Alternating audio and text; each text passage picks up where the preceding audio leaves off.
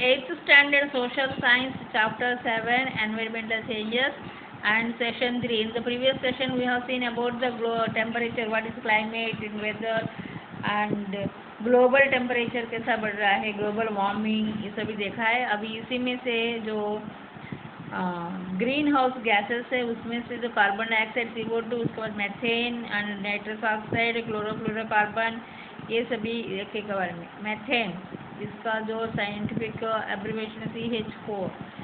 At the massive increase in methane proportion from 315 ppm in the year 1750 to 1764 ppm in the year 2005 was due to reason listed below. और जो atmosphere के अंदर जो gases होती है उसकी जो मेथेन की जो प्रोपोर्शन है और 1750 में 315 ppm थी और वहाँ से इंक्रीज़ हो गया, बढ़ गया. उसके बाद 1764 में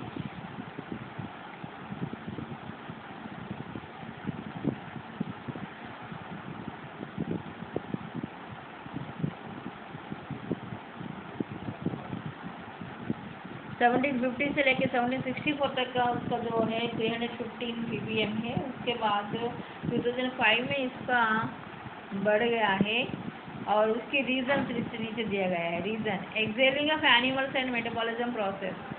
एनिमल्स जो है एक्सेल कर रहा है और उसका मेटाबॉलिज्म प्रोसेस में भी ये होता है और उसकी वजह से release of methane gas release हो रहा है 14 करोड़ टन. और पैडी कल्टीवेशन यानी भी जो राइस का कल्टीवेशन करते हैं उसकी वजह से भी ये मेथेन गैस रिलीज होती है और 15 crore ton. And decomposition of the biodegradable waste. ये जो बायोडिग्रेडेबल वेस्ट होती है उसको डिकम्पोजिशन यानी जलाना नहीं, अच्छे से कंपोस्ट करते हैं, उसको वजह से 7 करोड़ टन का जो मेथेन गैस है रिलीज हो रहा है. और things to know, all the things used by human on in one day has 80% of the air in it.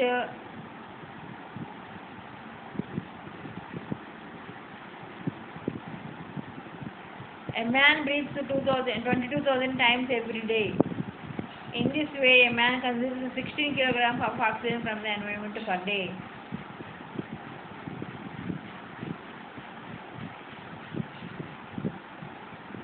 Okay, जो ह्यूमन यूज़ करते हैं वो चीज़ें सभी चीज़ों का से के 80% ऑफ द एयर उसके अंदर भरा हुआ रहता है. जो भी हम चीज़ें यूज़ करते हैं उसमें एक दिन में 80% ऑफ द एयर. और एक आदमी ब्रीथिंग करता है पूरा 22,000 टाइम्स एवरी डे. एक दिन की हर दिन का 22,000 टाइम्स ब्रीथिंग करते हैं और इसी में जो consume of 16 kilograms of oxygen from the environment per day. और इसी प्रकार एक आदमी की जो गैस चाहिए 16 किलोग्राम ऑफ ऑक्सीजन एक दिन का हमारे एनवायरनमेंट से इतना चाहिए. Nitrous oxide. The proportion of nitrous oxide has increased from 270 ppm to recent 319 ppm. उसके बाद जो हमने पीछे पाई डायग्राम देखा है सभी गैसेस का कितना मात्रा में, ऐसे नाइट्रस ऑक्साइड का सपोर्ट प्रपोर्शन बढ़ गया है 270 ppm से लेके 390 ppm तक बढ़ गया है ये नाइट्रस ऑक्साइड गैस का भी. एंड क्लोरोफ्लोरोकार्बन, इसका CFC गैस बोलेंगे. Due to the use of foam, plastic, refrigerators, AC circuit and aerosol spray.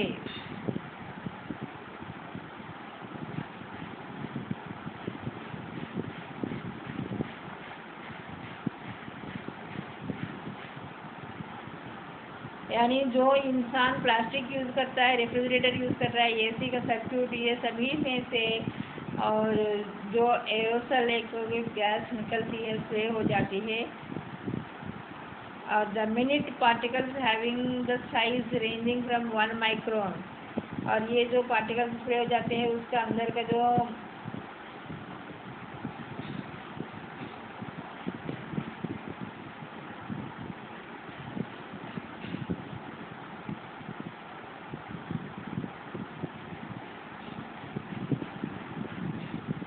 Different range में है, कई बहुत स्मॉल है इस तरह से। 10 micron is known as aerosol etcetera. There has been an increases in the CFC। और जो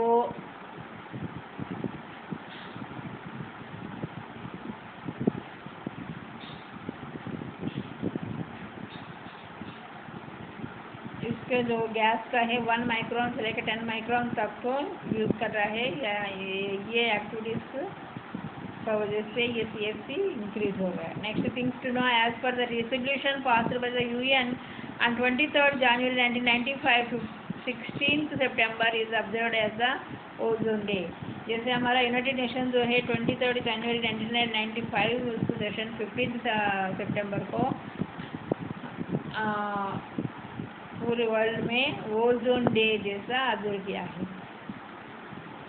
after 1980 year 2007 was the hottest year. इसको टेम्परेचर देखेंगे तो 1980 के बाद उसमें में ज़्यादा, उसके बाद जो 2007 ईयर जो है बहुत हॉटेस्ट ईयर है। Next, effects of global warming. ये सभी gases, methane gas, nitrous oxide, chlorofluorocarbon, ये सभी बढ़ने का वजह से इसका मात्रा ग्लोबल वार्मिंग का कैसे इफेक्ट होता है। Changes are observed in the growth and development of the vegetation.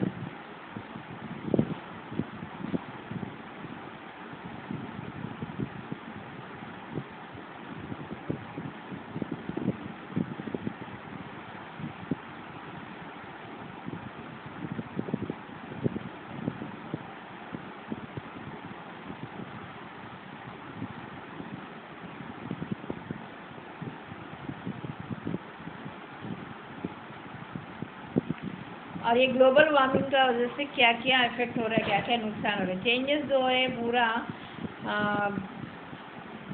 Growth and development of the vegetation, इसका वजह से वेजिटेशन का जो ग्रोथ होते जा रहा है। Certain species of birds are now disappearing, और कुछ बर्ड्स में जो कुछ काइंड ऑफ स्पेसीज होती है वो बिल्कुल डिसअपीयर होते जा रहे हैं, such as sparrows and vultures. Example sparrow यानी घरों में रहती चिड़िया, और वल्चर ये बिल्कुल डिसअपीयर हो रहा है, ख़त्म हो रहा है।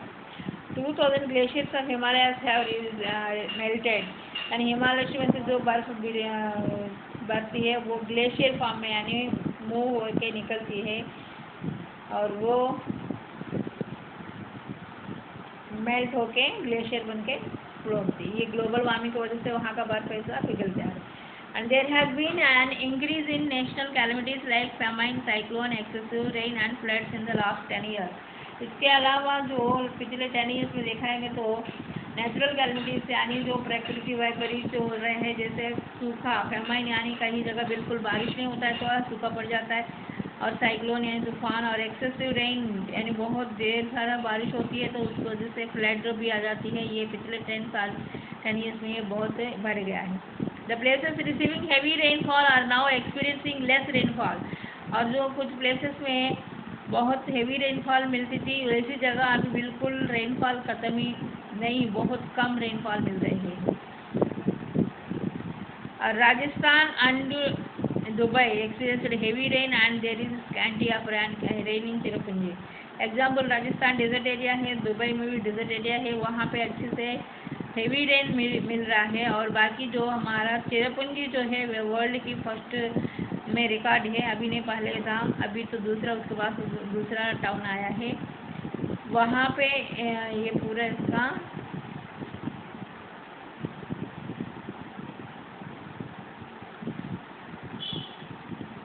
चिरपुंजी में बहुत highest rainfall of the world record थी। ऐसी जगह पे बहुत बारिश कम हो गई, स्कैंटी ऑफ रेन यानी रेन कम हो गई।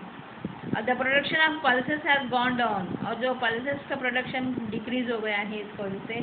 The level of ground water has decrease, और जो ग्राउंड में जो वाटर होती है अंडरग्राउंड में खोद के निकालते थे, पहले हैंडपम्प डालेंगे तो पानी आ जाती है, बट अभी वो बिल्कुल नीचे लेवल अंदर चले गए हैं, इसलिए बहुत डिक्रीज हो गया है। The melting of glaciers has increased the water level in oceans, and this has aggravated the erosion of coastline. और ओशंस का जो वाटर लेवल बढ़ते जाता है उसका वजह से ग्लेशियर्स मेल्टिंग होने की वजह से ये बढ़ जाता है। ग्लेशियर्स का जो आइस से पिघल के फिर पानी बढ़ के नदी में आ जाएगा और वो वाटर लेवल, ओशन का वाटर लेवल बढ़ जाता है। This has aggravated the erosion of coast line, यानी इससे कोस्ट लाइन पर ही धीरे धीरे ख़त्म होते समुद्र में मिल जाता है लैंड ऐसा। और human beings will fall victims to dehydration and maintain due to the malnutrition due to the increase in temperature. ये टेम्परेचर में इतने अच्छे से इंक्रीज होते जा रहे हैं, उसकी वजह से ह्यूमन बीइंग्स का जो है बीमारी से ये हो रहा है, मेनली डिहाइड्रेशन यानी पानी की कमी and mall nutrition.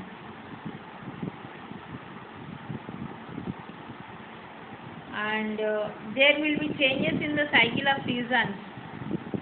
The characteristics of summer and winter season will change. और मेनली यहाँ पे जो इंडिया में सीजन से वो 6 है, और समर एंड विंटर सीजन का जो समर में जैसे जनरली टेम्परेचर ज़्यादा रहती, विंटर में भी ठंड ज़्यादा रहती, ये सभी में भी चेंजेस आ गया है इसका वजह से। The salinity of the soil in Gujarat will increase due to the increase of 25 cm in sea level. Gujarat में जो सॉइल में जो खारापन आती है वो वाला बढ़ते जा रहा है, क्योंकि गुजरात की जो लैंड जो है 25 centimetre every year sea level में डूबते जा रहा है। इसलिए there is a mark declare in the agricultural production.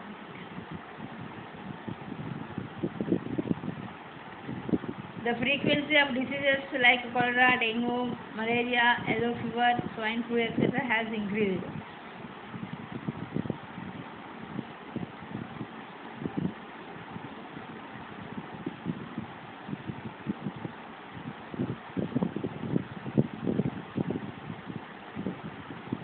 और एग्रीकल्चर प्रोडक्शन में भी बहुत प्रोडक्शन कम हो गया है, डिक्लाइन यानी गिर गया है इसका। उसके बाद जो डिसीजेस यानी बीमारियां भी फैलने लगी, cholera, dengue, malaria, yellow fever, swine flu etcetera, ये भी बढ़ गया है टेम्परेचर बढ़ने की वजह से, ग्लोबल वार्मिंग के बढ़ने की वजह से इफेक्ट से। ये the areas near the coast of Maldives, Bangladesh, Philippines, West Indies and Australia have submerged. और ये जो आइलैंड्स है ये सभी मालदीव्स और बांग्लादेश का, Philippines, West Indies and Australia, ये सभी भी कुछ एरियाज जो है कोस्ट के एरिया आइलैंड का वो सबमर्ज हो गए यानी पानी के अंदर डूबते गए। According to an institution named Greenpeace, approximately 55 lakh people living in Gujarat will have to migrate in the year 2100। यानी जो कुछ ग्रीन पीस नाम से एक इंस्टीट्यूशन है,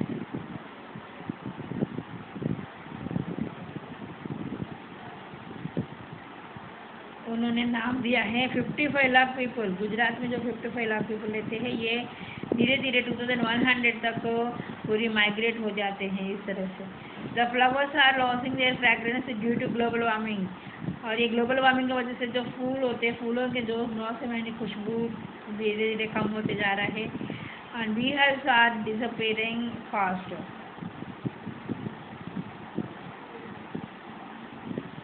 और जो बीहर्स यानी जो मधुमक्खी की जो चट्टा बनती है वो धीरे धीरे डिसअपीयर होते जा रहा है। यहाँ पे पिक्चर दिया है वो ozone layer, earth, global warming की वजह से जो असर हो रहा है ये factors increasing the temperature on earth.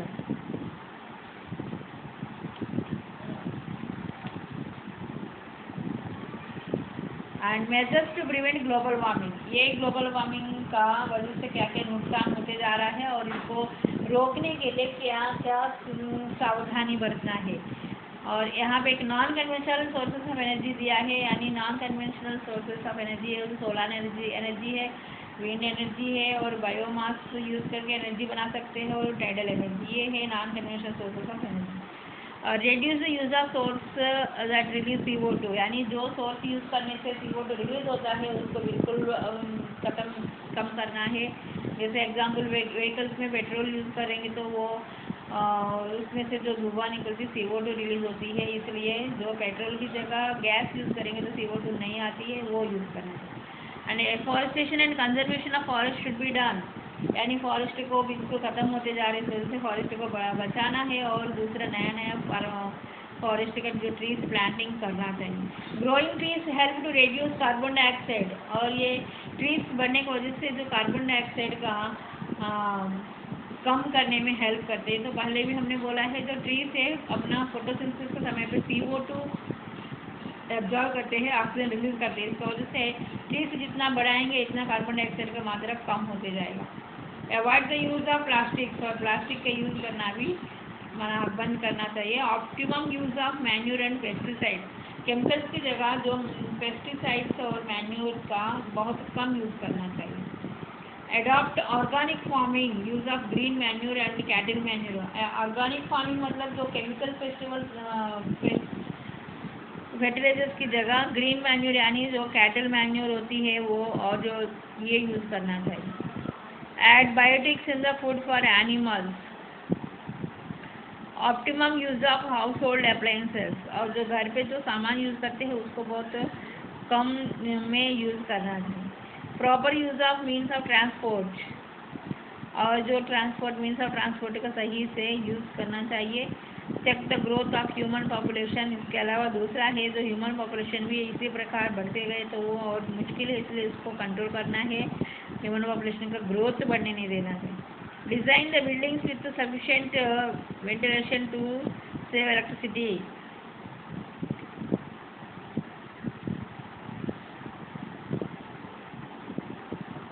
और जो बिल्डिंग्स डिज़ाइन करते समय ऐसे करना चाहिए, सफिशिएंट वेंटिलेशन भी होना चाहिए, उसकी वजह से इलेक्ट्रिसिटी सेव होती है। और increase the use of eco friendly paper, मतलब वेंटिलेशन अच्छा से हो गया तो अच्छे से लाइटिंग आएगा अंदर और वो हवा भी आएगा, तो उसका और जिससे डे टाइम में लाइट यूज़ करने का ज़रूरत नहीं पड़ती। इस प्रकार इलेक्ट्रिसिटी सेव कर सकते हैं। Increase the use of eco friendly paper, और जो हमारा पेपर है रिसाइकिल करके इको फ्रेंडली पेपर यानी कोई ट्री को बिना काट के वेस्ट से पेपर बना सकते हैं। एग्जाम्पल शुगर केन होती है, शुगर केन का जो वेस्ट होती है उससे पेपर बना सकते हैं। इसको बोलते हैं इको फ्रेंडली पेपर, यानी कोई ट्री को कटिंग नहीं किया है, वेस्ट से पेपर बनाया शुगर केन की वेस्ट। तो इसको इको फ्रेंडली पेपर भी यूज़ करना, इंक्रीज बढ़ाना है। और grow plants and trees around your houses, आपकी घर के आसपास में, स्कूल के आसपास में ट्रीज और प्लांट्स बढ़ाना है। Make optimum use of natural resources, जो नेचुरल रिसोर्सेज है उसका बहुत सोच समझ के अच्छे से यूज़ करना चाहिए। यूज़ पेट्रोलियम प्रोडक्ट्स जुडिशियसली, जो पेट्रोलियम प्रोडक्ट्स होती है उसको बहुत सोच समझ के यूज़ करना चाहिए, ज़्यादा मात्रा में नहीं करना चाहिए, कम यूज़ करना है। यूज़ वाटर केयरफुली, जो वाटर को भी बहुत ध्यान से यानी वेस्ट नहीं करना है, इस तरीके से केयरफुली यूज़ करना है। प्रैक्टिस रेन वाटर हार्वेस्टिंग, इसके अलावा रेनी सीजन में जो रेन वाटर होती है वो पहले रोड के ऊपर चले जाती है ड्रेनेज में, उसको वहाँ बहते जाने से अच्छा हमारा घर के अंदर रेन वाटर हार्वेस्टिंग एक पिट होती है वो बनाते हैं, उसके अंदर जितने भी बारिश का पानी आएगा वो पूरा उसके अंदर जाने का व्यवस्था करना चाहिए। Increase the use of CNG and non conventional sources of energy, और जो एनर्जी यूज़ करने में जो पेट्रोल डीजल जैसा वाला बंद करके जनरली CNG गैस यूज़ करके, और